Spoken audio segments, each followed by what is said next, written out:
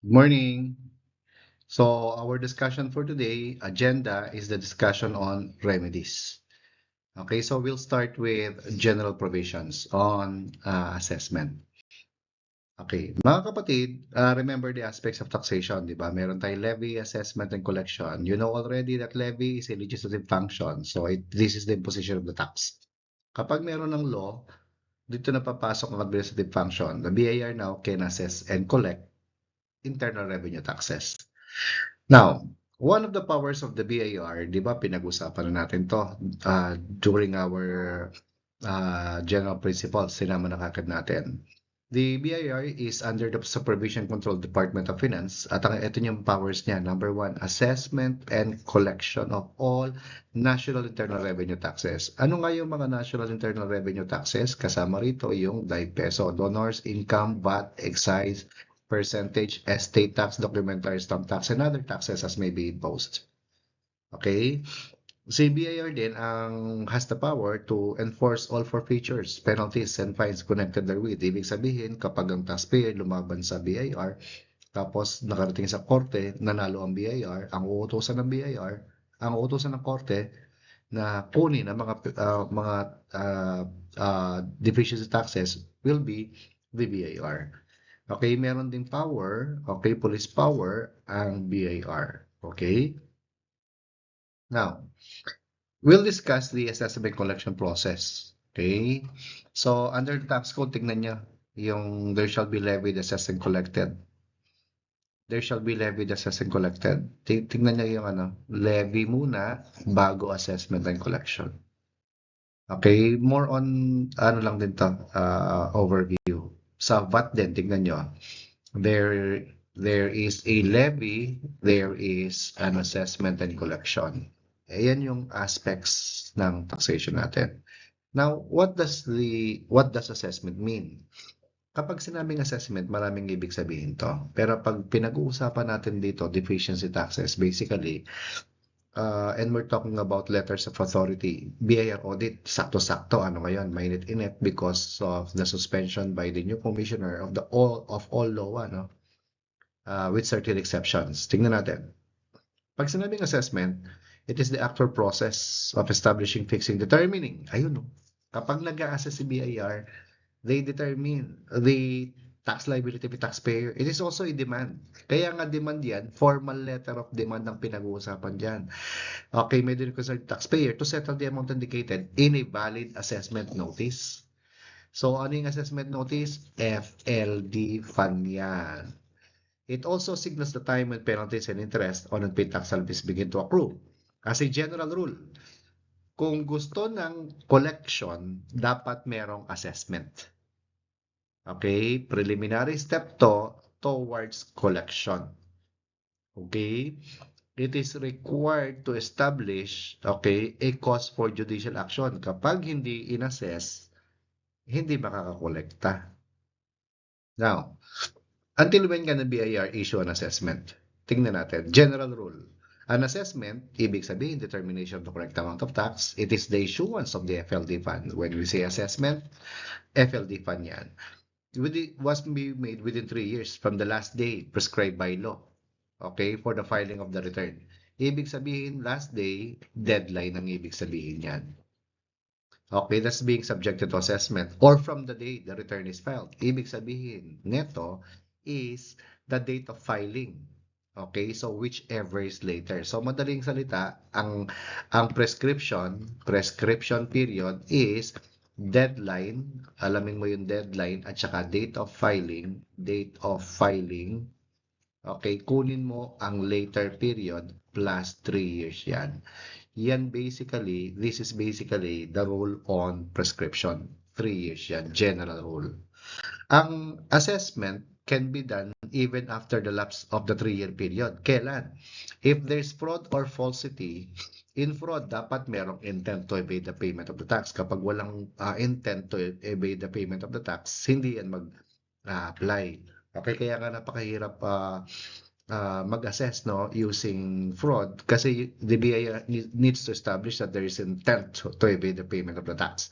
Okay, kapag mayroong fraud or falsity, ang period to assess is within 10 years from the date of discovery. So kahit matagal na yan, kung ngayon lang nalaman, edi from the date of discovery plus 10 years yan. The BIR can also issue an assessment beyond the 3-year period if the taxpayer issued a waiver. Okay, pag waiver, you are effectively extending the period of prescription. Or, number 3, ikaw mismo na taxpayer, nag-request ka ng reinvestigation which was approved or granted by the BIR. Kapag ikaw ay cannot be located, halimbawa, yung isang nagtatago ng mga nahabol ng BIR, hindi sila makita, suspended ang period of prescription na 3 years. Okay, kung ikaw ay nasa labas ng bansa, halimbawa, yung isa sa main character sa flood control mess, no? Who is out of the Philippines. Tago na lang natin sa pangalang Saldi. Halimbawa lang, there is an assessment issued against him, no? There was a LUA issued. Aba, since siya ay nasa ibang bansa at walang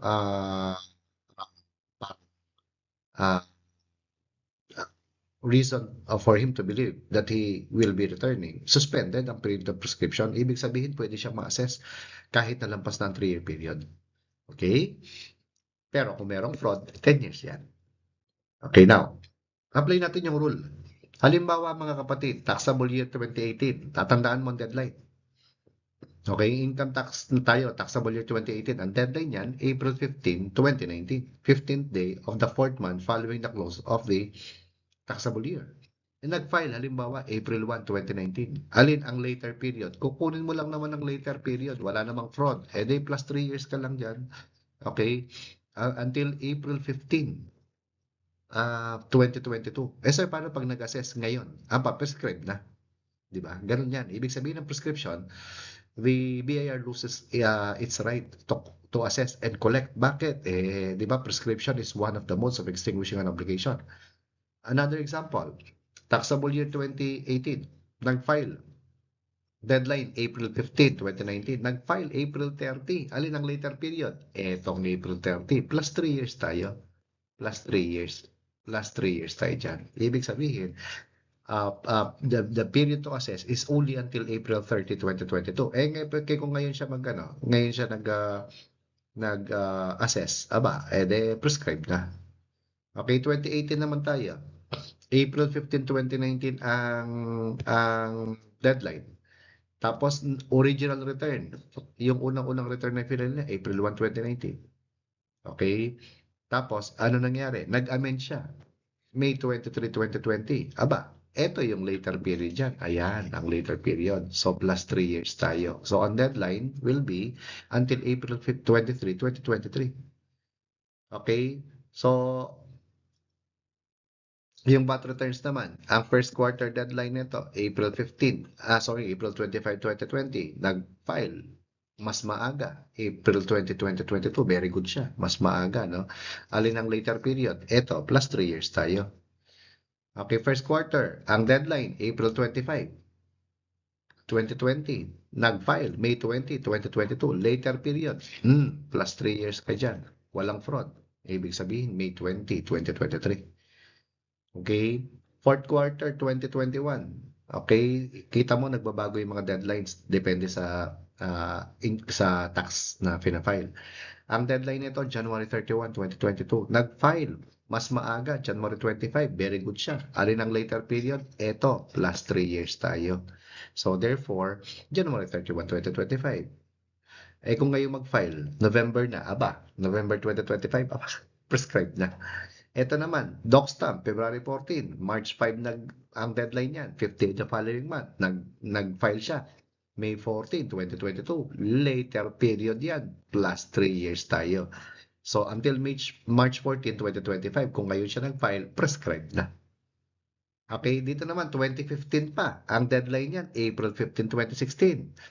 Okay, nag-file siya 1 day before the deadline. Pero na-discover ni BIR ang fraud April 5. Plus 10 years tayo dyan. So, April 5, 2023. Okay? Dito naman, 2010 to. 15 years ago. Nag-file siya. Deadline, April 15, 2011. Nag-file. After a year, late na. Pero na-discover ni BIR ang falsity. Dito tayo, plus 10 years. So, April 5, 20 2032. Dito naman, 2018, April 15, 2019, dapat ang deadline yan. Hindi siya nag-file. Aba, walang prescription. Okay, walang magpe-prescribe dyan. Bakit? Kasi nga, ano na siya walang data filing. Kaya importante mag-file tayo. Dito naman, taxable year 2018, same deadline is April 15, 2019, nag-file ng maaga, pero nag-waive siya. Diyos ko po, last day nag-waive. Ang prescription niyan until expiration of the waiver. Tapos 2018, no? April 15, 2019 ang deadline niyan. Nag-file siya ng maaga. April 16, nag-waiver siya. Aba, prescribe na yan 3 years na yun, lampas na ng 3 years. So, ang deadline yan, dapat until April 15, 2022. You cannot waive effectively that has prescribed already. So, wala na yung prescription. Prescribed na, sorry. Now, ito naman, in your handout, no? That is more of a practice, kaya tinanggal na natin. Madali lang naman yan, yung practice na yan, yung sa, ano na yan, considerations in executing a waiver. Ilang beses ba dapat ma-audit ang isang taxpayer in a taxable year? Ang sagot, mga kapatid, only once every taxable year. Except, natural, kung merong fraud, kung merong ikaw nag-request ng reinvestigation, okay, there's a need to verify your withholding tax obligations, your capital gains tax liabilities, and of course, yung tinatawag na power to obtain information. Okay, pwede kang i-investigate ulit under 1, 2, 3, 4, 5. Okay, parang yung sa mga flood control, no? Sigurado ko na audit na yung mga top contractors na yan before, pero nung na-determine na meron palang fraud, nag-audit ulit, nag-issue ulit ng revenue letter of authority si commissioner. So therefore, pwede yan kapag fraud irregularities were committed by taxpayer. Now, let's go to the procedural rules. Mga kapatid, kapag meron ng LOA, pwede na mag-audit si BIR. Ito yung rules natin in the production of records. Yung LOA, merong naka-attach na checklist of requirements. Yun ang isasubmit mong dokumento. The BIR gives you 10 days to submit. Kapag hindi ka nag-submit, ipapadala sa'yo first notice. The BIR will then give you another 10 days to submit. Kapag hindi ka nag-submit, bibigyan ka na ng second and final notice. So, you have another 10 days to submit. Pag hindi ka nag-submit, kasunod na niyan sa PINA, duces tecum or ad testificandum. Okay? Now, kapag hindi ka nag-comply sa PINA, kakasuhan ka. Sinabi na natin, ano yung kaso? Criminal case yan. Ang kaso rito, mga kapatid, is failure to obey summons. Etong letter A na to, failure to obey summons yan. Obey summons. Yan ang kaso. And or contempt. Dalawa. Okay, pwede pa bang i-withdraw ni BIR yung kinaso niya sa'yo? Yes, pwede naman. Kung nag-comply ka, late compliance, you'll pay a penalty of 10,000 pesos. Okay? Pero sa tunay na buhay, hindi lang 10,000 pesos yan. Now, saan ba pwede mag-audit si BIR? Aba, pwede sa opisina ninyo, ni taxpayer, o pwede rin sa office nila. Now, process of assessment. Mga kapatid, before the BIR can examine your records, there must be a letter of authority. Ang ILOA is an official document that gives power to revenue officer, assessment section, assessment yan. Okay, to examine, ito yung tinatawag na examiner din. To examine and scrutinize taxpayers' records and accounting records. Ano ang purpose ng LOA? To determine your internal revenue tax liabilities. Okay? Actually, ito dapat ang first step ng assessment process, but there's a Supreme Court ruling, sabi, filing of return daw, parang mali. Kasi bakit? The filing of return cannot be the first step in the assessment process. Paano pag hindi nag-file ang isang taxpayer ng return? Diba? Anyway, now, sino ba nung pumipirma ng LOA? Natural si Commissioner. At ang kanyang mga tinatawag na authorized representative. Okay, so ang authorized representative, eto sa regional director sa mga revenue regions. Under ni regional director, yung mga RDO, mga revenue district offices, at saka yung regional investigation division. Itong dalawa na to, ito, ang handle nila tax fraud. Okay, basta National Investigation Division, Regional Investigation Division, tax fraud yan. Okay? Now, Yung LOA, kailan ba dapat yan pinapa-receive kay taxpayer? Aba, immediately. Dapat immediately. So yung immediately na yan, it can be today, can be tomorrow. Let's just say the law has been issued today, it can be today, it can be tomorrow. Or it can be after over a month. Kahit na immediately nakalagay dyan. Ang old rule, 30 days dapat from the date of issuance of the law unless otherwise revalidated. Itong 30-day period na to, wala na yan. Okay, old rule na yan. Kaya kapag nasa quiz ninyo yan, nasa exam ninyo, tapos 30 days pa rin ang nakalagay dyan, halatang halata, hindi updated yung gumawa ng exam. Okay, tinanggal ang 30-day period under RAMO 1-2020 during the time of pandemic. For your information, ito yung example ng LOA. Okay, yung color, text, etc. Nakalagay dito, letter of authority, kung sino yung nag-issue, sino yung mga revenue officer, group supervisor, kung ano yung ino-audit, all internal revenue taxes daw. Pag nakalagay except VAT, hindi pwede mag-audit ng VAT at saka doc stamp. Tapos nakalagay dito ang covered period. Okay? Sino ang pumirma? Regional Director. So, ayan ang example ng LOA na mainit-init ngayon. Now, there are 3 types of audit. Pwedeng regular audit, okay, office audit, at saka VAT audit. Kapag regular audit, normally, all internal revenue taxes yan. Ibig sabihin, 5 peso lahat yan. Donors income VAT, excise percentage, estate tax, supplementary stamp tax, other taxes. Kapag na-audit na yung VAT, bawal nang isama dito. Bakit? Direct double taxation yan. Kaya may asterisk yan kasi pag na-audit na yung VAT, bawal nang i-audit ulit. So yan ang mga period to finish, no? Regional 180 days, large taxpayer to 40 kasi mas malaking taxpayer yan. Office audit 120 days, tapos 90 days dito tayo sa VAT. Next. Okay. Tingnan mo yung procedural rules. Meron munang LOA, pagkatapos nag-audit si BIR. Ang kasunod, notice of discrepancy. Kaya nga siya discrepancy kasi hindi pa yan deficiency tax. Okay, discrepancy pa lang siya. Anong meron dito? It gives the taxpayer an opportunity to present. Halimbawa, I'm the BIR, I'll send you a notice of discrepancy. Sinasabi ko, meron akong discrepancy ako nakita sa audit ko. So, you can actually explain yourself bakit hindi ka dapat ma-assess. The NOD basically is a maximum 30-day period. Pero sa tuloy ng buhay, minsan na-extend yan. Okay? Now, mga kapatid, in NOD, the taxpayer will be requested to appear within 5 days from receipts. Okay? Para sila sabi ni BIR dyan, oy, mag-usap nga tayo. Mag-appear ka within 5 days, no, sa opisina namin. Okay, so ito yung example ng notice of discrepancy. Nakalagay dito yung report of investigation at saka may pirma yan, etc. etc. Now, after, tingnan mo yung procedure rules. Meron tayong LOA pagkatapos ng NOD, 30-day period. Ngayon, kapag hindi mo binayaran yung assessment, magkakaroon ng PAN. Ang PAN is merely a proposed assessment. Kaya nga siya preliminary lang Hindi pa yan yung final assessment. So, proposed assessment pa lang yan. Inaalam kung merong basihan ba yung assessment ni Revenue District Officer. Okay? Dapat merong factual and legal basis yung PAN. Otherwise, the assessment is void. Okay? Assessment Division ang nag-i-issue niyan. Pag ikaw pumasa na, pagkatapos pumasok ka sa BIR, CPA ka, ang unang-unang assignment mo, Assessment Division. Okay?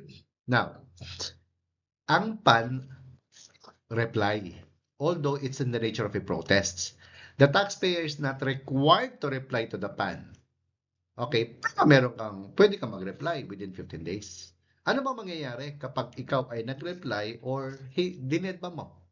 Kapag nag-reply ka, FLD fund will be issued. Okay?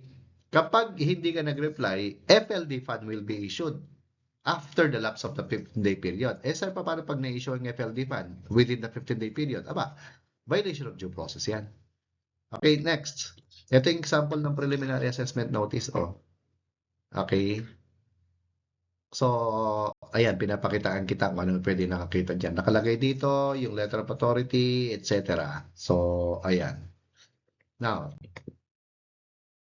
minsan, ang PAN pwedeng ma-dispense. Tingnan mo, LOA, NOD, PAN. Okay, ang PAN pwedeng ma-dispense. Kailan? Kapag merong meter. There is a mathematical error. There is an excise tax not paid. Okay? There is error in the tax withholding. Kulang ang kinaltas mo sa remit mo. Yung exempt transaction, tapos hindi dinispose mo yung property na yan wherein you did not pay of the necessary tax. Example, yung mga cooperative, no? Agricultural cooperative, pag bumili yan ng makinarya, gagamitin sa farm input, exempt sa VAT yun. Pag binenta nila sa isang person at not an agricultural cooperative, ibig sabihin trading company or commercial company, not exempt person yon. So ano mangyayari? Subject yan sa assessment kahit walang PAN. And of course, meron kang overpayment, na-refund mo na or na-apply mo ng TCC tapos kineri over mo pa. Ibig sabihin dalawang benefit ka. Ano kahilo?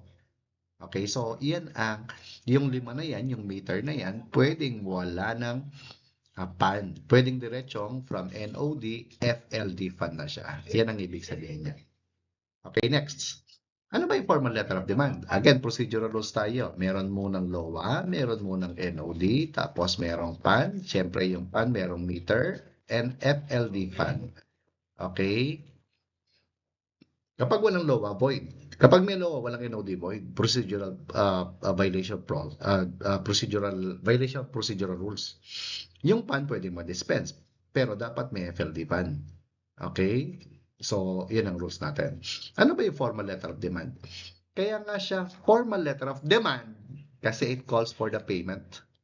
Sabi yung bayad ka na, mayroon kang utang. Just like PAN, dapat mayroong factual and legal basis. Otherwise, the FLD PAN shall be void.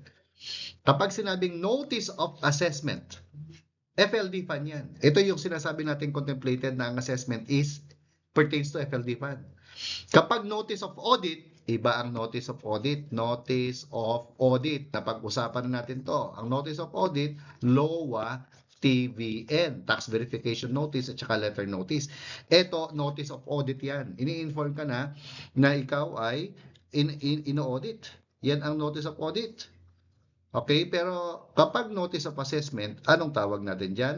FLD fan yan. Okay, notice of assessment ha. Ano pa? Here. Anong meron dito? Kapag PAN, reply. Kapag FLD PAN, protests. Kapag nagprotesta tayo, required tayong mag-make a request, whether reconsideration or reinvestigation. Ang pagprotesta, pwedeng in whole or in part. Anong ibig sabihin niyan? Halimbawa, merong assessment sa number 1, merong assessment sa income tax. Number 2, merong assessment sa VAT. Okay, number 3, merong assessment sa expanded withholding tax. Pwedeng ito lang yung iprotesta mo, ito hindi na. Yan ang ibig sabihin ng in whole or in part. Okay, pero kapag ang hindi mo pinrotesta, halimbawa yung VAT at saka AWT, hindi mo pinrotesta, ano mangyayari? It will become final executor demandable. Okay, the BI will issue collection letter. Ano yung collection letter? Warrant of distraint and or levy. Okay? Kapag tayo nagprotesta, anong pwedeng gawin ni BIR? Nag-file tayo ng protest tapos merong request for recon or rein. Anong pwedeng gawin ni BIR? Aba, pwede siyang either grant or deny our request. Pag grant yan, ibig sabihin ibabalik yan sa RDO.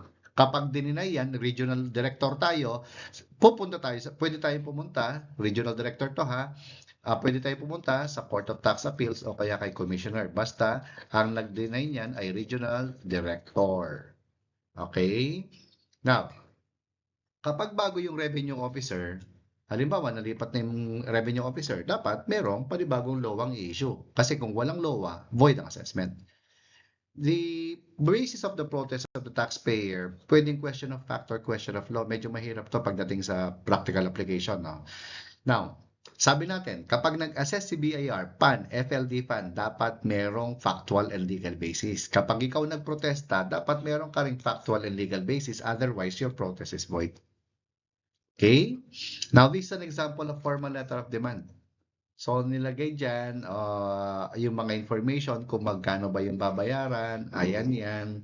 Okay, so basically, that's the requirement. So, merong mga dates yan, etc. Look, brothers and sisters. Now, what's the difference between FLD? Di ba sa FLD fan, you are required to make a request. Ang request mo either a reconsideration or reinvestigation. Okay, pag reconsideration, okay, tignan mo, existing records yan without need of additional evidence. Unlike in reinvestigation, kailangan mo mag-submit ng new or additional evidence. Kaya nga madali eh. Kapag existing, reconsideration lang. Kapag reinvestigation, new or additional evidence. Okay? Anong pagkakaiba dyan? Tingnan mo to. Panggitin ko lang sa iyo pagkakaiba. Ubusan tayo battery. Okay, anong meron? Bakit reconsideration? Tingnan mo to ha. Kaya reconsideration ang tawag niyan kasi nakita na ni BIR dati ang dokumento. Kaso mali siya ng appreciation. Kaya nga parang sinasabi mo, pwede bang i-reconsider mo yung position mo? Yan ang reconsideration. Ang reinvestigation, ganito. Kaya pinapare-investigate mo kasi hindi mo nabigay nung unang audit, nung unang punta niya. Ngayon mo palang ipapakita kaya pinapare-investigate mo. Ganyan ang difference ng dalawa. Pwedeng question of fact, question of law, both. Okay, syempre sabi natin, since existing documents yan, not required to submit documents ka. Pero kapag reinvestigation, since new or additional yan, kailangan mo mag-submit within the 60-day period. Otherwise, the assessment shall become final executor demandable. Okay? Tatandaan mo yung difference na to. Naku, napakadali nito. Now, di ba meron tayong FL at LOA muna tayo. LOA or TVN yan ha. Tapos NOD tayo. Tapos PAN. Pwede tayo mag-reply. Tapos FLD fan, poprotesta natin. Pag pinrotesta natin, tapos meron tayong request for recon or re-in, mag-audit ulit si BIR kasi nga pinapapa-reconsider ka kung grinant yan. Tapos FDDA na. Final decision on disputed assessment. Kaya nga siya disputed kasi pinrotesta mo yung assessment. Ano yung assessment? Formal letter of demand, final assessment notice. Kapag PAN, pwedeng baguhin ang assessment sapagkat proposed assessment lang yan. Pero kapag final assessment, hindi na pwedeng baguhin. Kasi final na yung assessment. Okay, kapag FDDA, kailangan meron ding factual and legal basis. So, PAN, FLD PAN, at saka FDDA, dapat may factual legal basis. Kapag PAN, FLD PAN, walang factual legal basis, the assessment is void. Pero kapag FDDA, walang legal basis, yung decision lang ang void. Pero yung assessment valid pa rin. Ang mga FDDA, mga kapatid, kailangan nakasulat na ang nakalagay na phrase, maliwanag dapat, final decision. Bakit? It signals yung remedy ni taxpayer.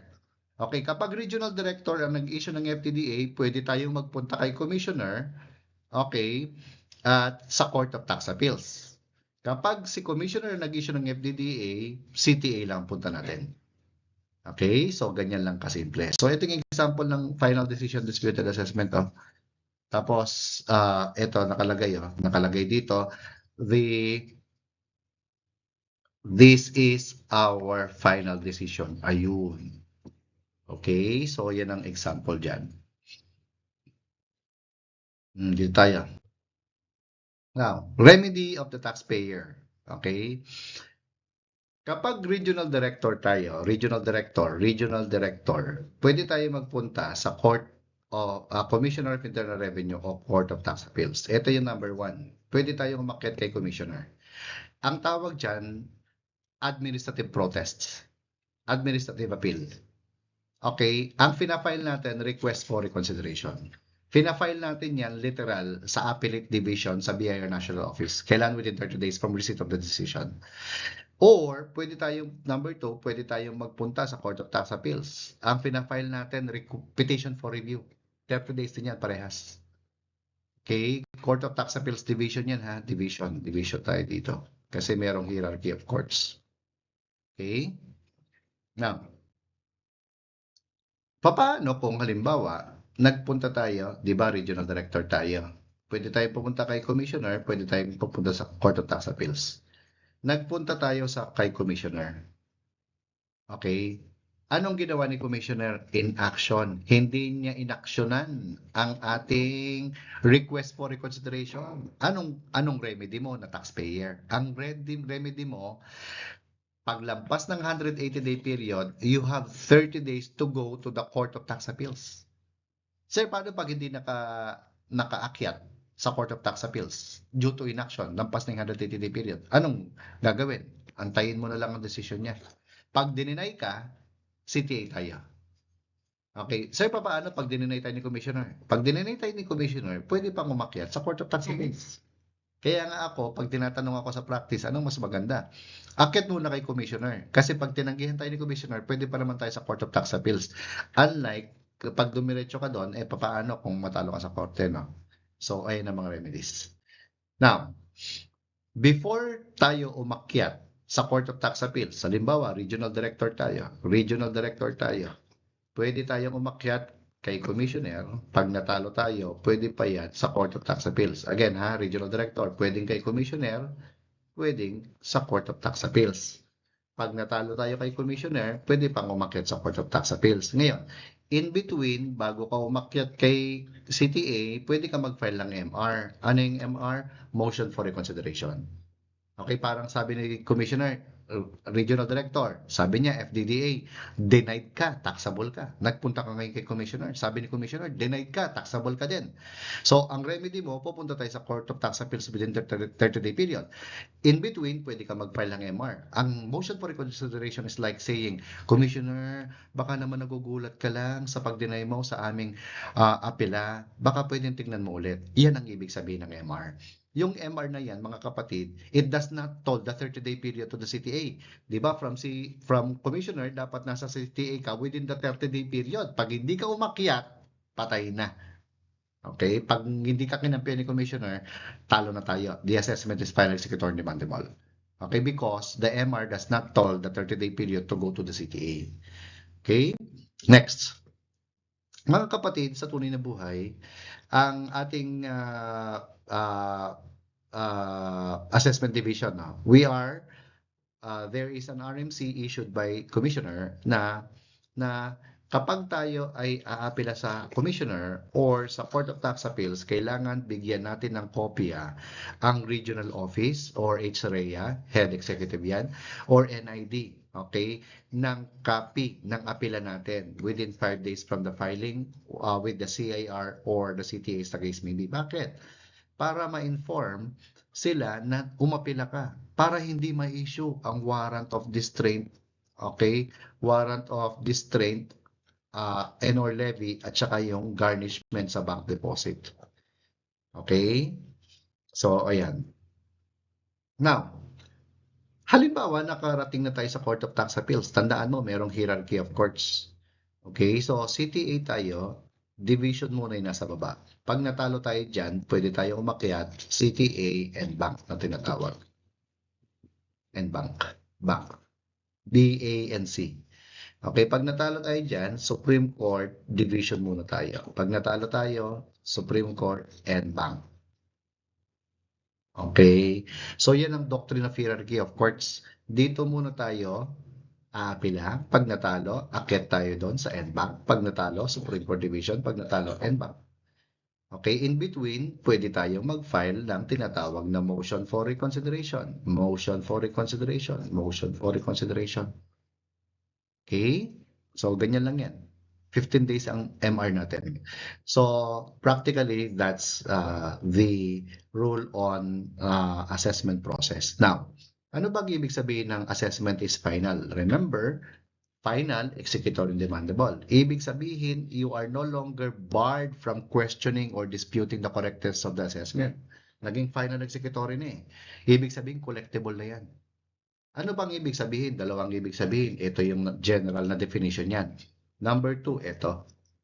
Okay, if you requested for a reinvestigation, you are required to submit documents within the 60-day period. Kapag hindi ka nag-submit ng dokumento, anong mangyayari? The assessment shall become final and executory by operation of law. Okay, so which means you can no longer question the validity of the assessment or invalidity.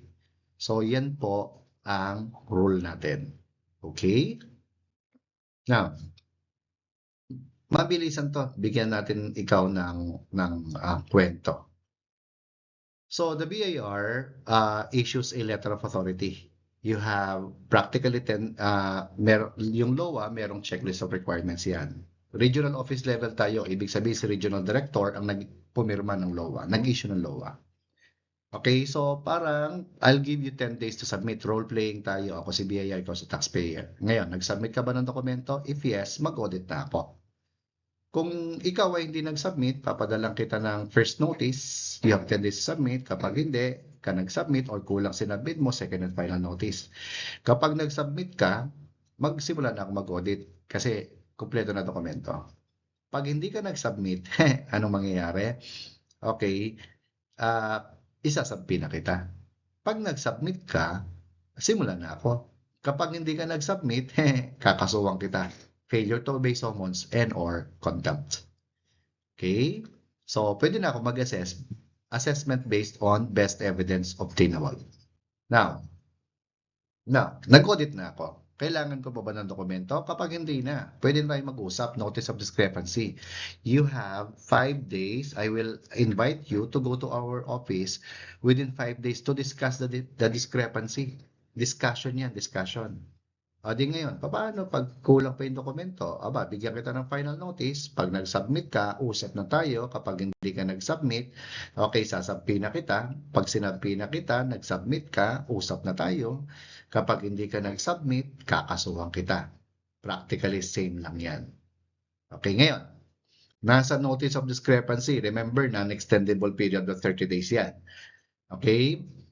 Ngayon, agree ka ba dun sa assessment ko nung nag-usap tayo? If yes, pwede ka na magbayad. Payment form 0605 ang ginagamit natin form dyan. Pinipirmahan ng BIR. Okay, ngayon, papaano kung hindi ka agree? Kapag hindi ka agree, ako, mag-i-issue ako ng PAN. Remember, you have 15 days from receipt of the PAN to reply. Okay, papaano kung nag-issue ako ng PAN, agree ka ba? If yes, bayad ka na. Paano pag hindi ka nag-agree? Ang tanong, nag-reply ka ba? Kung nag-reply ka, anong mangyayari? FLD fund ang i-issue ni BIR. Paano pag hindi ka nag-reply? Di FLD fund pa din. Kaya nga, hindi mandatory ang reply. Sapagkat, whether you reply or not, FLD fund.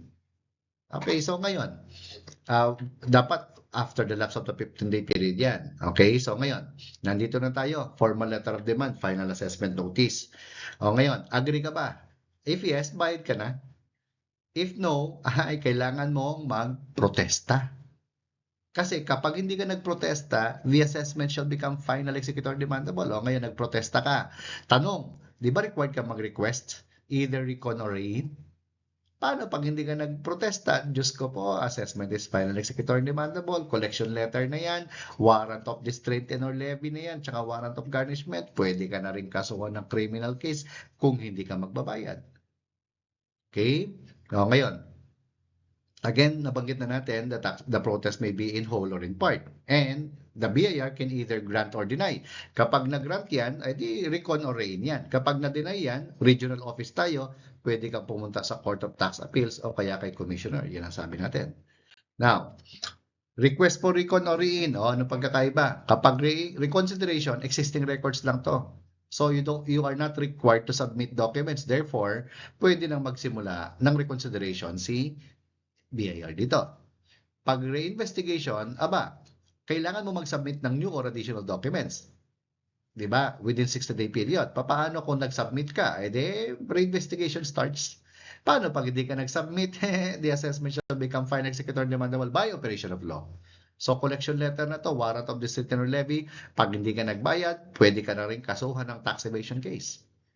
Okay, dito tayo. Nag-issue ako, BIR ako, FLD fund, prinotesta mo. Nag-request ka ng recon or rein. Nag-submit ka ng dokumento sa rein. Ako ngayon, mga kapatid, grinant yung request mo. So ngayon, nireconsider ko yung dokumento mo, nag-reinvestigate ako. Okay, dahil yun ang request mo. O ngayon, tanong, ano na ang mangyayari? Si Regional Director mag-i-issue na ng FDDA.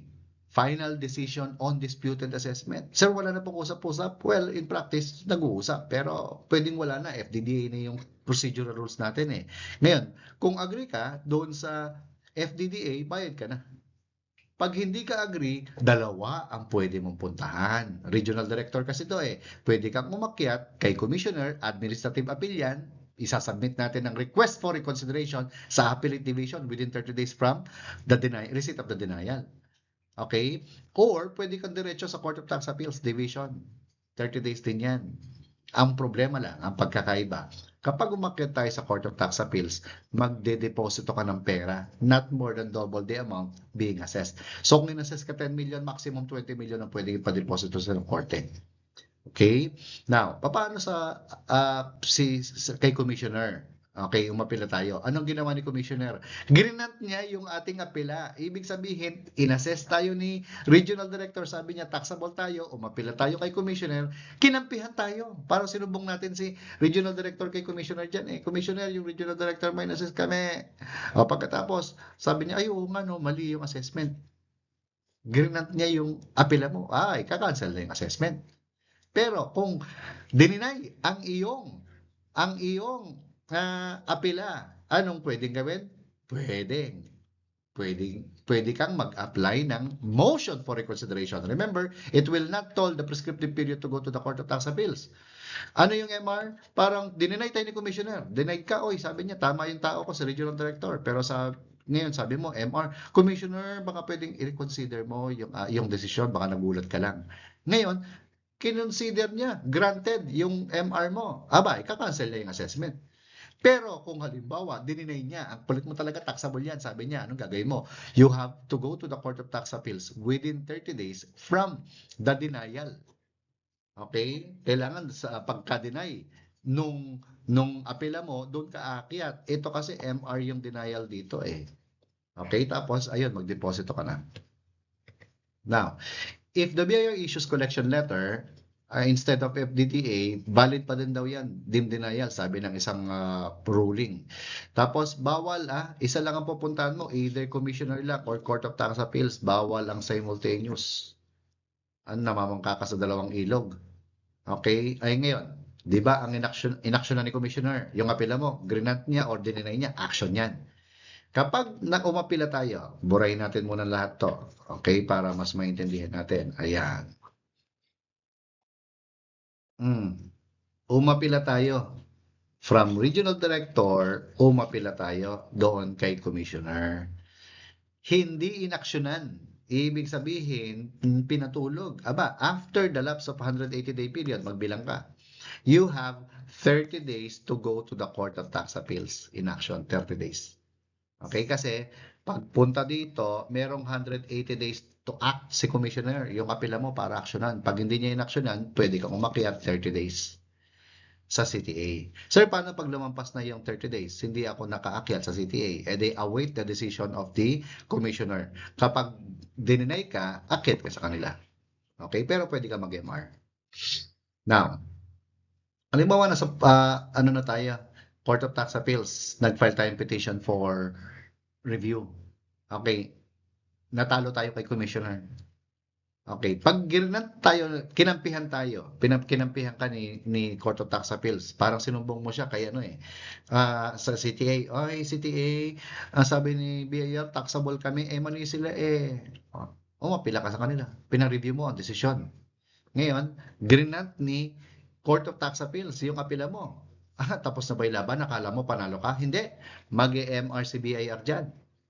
Okay? Paano kung halimbawa, kinampihan ng Court of Tax Appeals si BIR? Magpa-MR ka din. Mag-file ka rin ng motion for reconsideration or new trial. Okay? Ngayon, assuming lang na natalo ka, dininay yung MR mo tsaka new trial, anong gagawin mo? Okay? Pwede kang umapila sa Court of Tax Appeals Division. NBank. NBank na tayo. NBank na tayo. Okay, you have 15 days to go to the CTA and bank. Ngayon, grinant tayo. Parang natalo tayo sa Court of Tax Appeals Division, nagsumbong tayo sa CTA and bank. Sabi ng NBank, tama ka. Tingin mo, panalo ka na? Hindi pa. Si BIR mag-EMR dyan. Pag ikaw naman ang dininay, mag-EMR ka rin. Kasi kailangan mong mag-MR bago ka umakyat dito, kailangan merong MR. Di kailangan mong mag-MR. Di ngayon, dinina yung MR mo. Aba, akyat ka sa Court of Tax Appeals Division. Okay, kapag rinat ng Supreme Court Division, akala mo panalo ka na, hindi pa. Aapila ang BIR sa Supreme Court en banc. Kaya pag ikaw naman ang dininay ng Supreme Court Division, umakyat ka sa Supreme Court en banc. Again, in between, pwede kang mag-MR dyan. Okay, o ngayon, nasa Supreme Court na tayo, en banc. Kung sino mang matalo, mag-MR. Kung sinong natalo sa MR, final ruling na yan. Pag nanalo ka, ika-cancel na BIR yung assessment. Sasabihin lang yan, sorry. Pero pag natalo ka, BIR to enforce judgment. Naalala nyo yung slide natin? Enforcement of all forfeitures. Ayan yun. Kukunin na yung mga pinost mong bond. Bakit? Panalo ng BIR eh. Okay? So, ayan. In the national office level, parehas na parehas lang to mga kapatid. Parehas na parehas lang. I'm going to skip this and I'll just show you the difference. Ang pagkakaiba lang din naman kasi mga kapatid, ang pagkakaiba lang, ito. Ang pumipirma sa NOD, sa PAN at saka FLD PAN, yung commissioner natin, siya yung pumipirma. So kung ang pumipirma ng PAN at saka FLD PAN ay si commissioner, ayan. Halimbawa, okay, ganito nangyari. Nag-LOA, si commissioner ang pumirma, nag-NOD, nag-PAN, FLD PAN. Commissioner din yan. Okay, ngayon, nung nag-FLD PAN, nagprotesta ka. Girinanti yung protest mo, request for recon or rein. Ngayon, nagkaroon ng recon or rein. FDDA na kagad tayo dyan. Sinong pipirma? Si commissioner.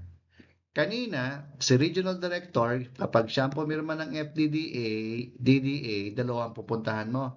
Either Commissioner or CTA. Ngayon, kapag si Commissioner ang pumirma ng FDDA, isa lang ang pupuntahan mo. Okay? Court of Tax Appeals Division lang tayo. Natural. Siya na yung pumirma ng FDDA. Di final na yon. Hindi na pwedeng i-appeal kung kahit kanino except for the CTA division. Okay? So, ayan lang yung rule. Same na po tayo. Yun lang po yung rule. So, that's the only difference. Okay? So, that ends our discussion on assessment.